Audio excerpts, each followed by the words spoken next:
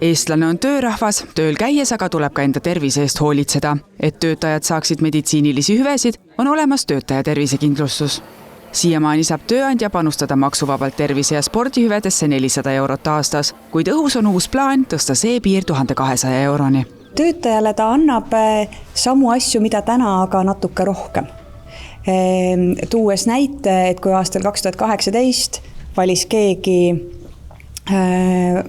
endale tervisetoetuse, siis ta sai selle 33 euro eest kuus päris palju. Ta sai nagu üht-teist. Täna me oleme olukorras, kus see 33 eurot on jagatud võib-olla spordi ja tervise vahel. Kui me ütleme kellelegi, et sa saad sporti 15 euro eest kuus, abiks ikka, aga mitte piisavalt, et tegelikult tervis säiliks. Tartu Ülikooli teadlased on hiljuti uurinud just seda, kuidas selliseid maksuvabasid tulusid kasutatakse. Mida me siis näeme, on tõesti see, et erakindlustus pärast seda, kui ta sai sinna maksuvabastuse alla, tema roll ettevõtete maksuvabade kuludes, tervisetähendamise kuludes on tegelikult kasvanud väga kiiresti ja praeguseks ongi niimoodi, ütleme siis 3/4 nende ettevõtete maksuvabade tervisetähendamise kuludest on tegelikult erakindlustus juba. Tööandja poolne panustamine spordi- ja tervisehüvedesse on vabatahtlik. Ka praegu ei investeeri sugugi kõik tööandjad Eestis tervise- ja spordihüvedesse. Selliseid kindlustusi kasutab Eestis ligi 70 000 inimest. Me näeme, et on osad tööandjad, kes tegelikult tahaksid rohkem panustada, teised ei soovi, aga et see võimalus ja valik peaks olema.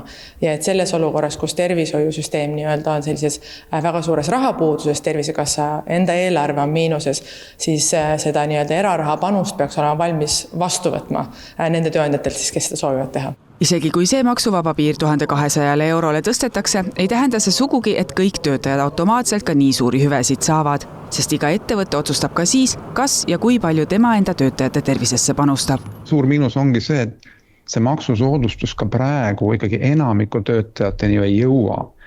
Et tegelikult ka need tervise edendamise kulusid deklareeritakse vaid 5% kõigi Eesti töötajate eest, 80% eest neid ei deklareerita.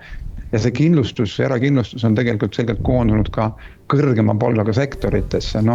Infotehnoloogia, finants on ka mujal, aga valdavalt on ta ikkagi, kui me vaatame need statistikat, siis ta on sealt sektoritest. Kindlustusseltside liit on igatahes seaduse muudatuse lauale toonud.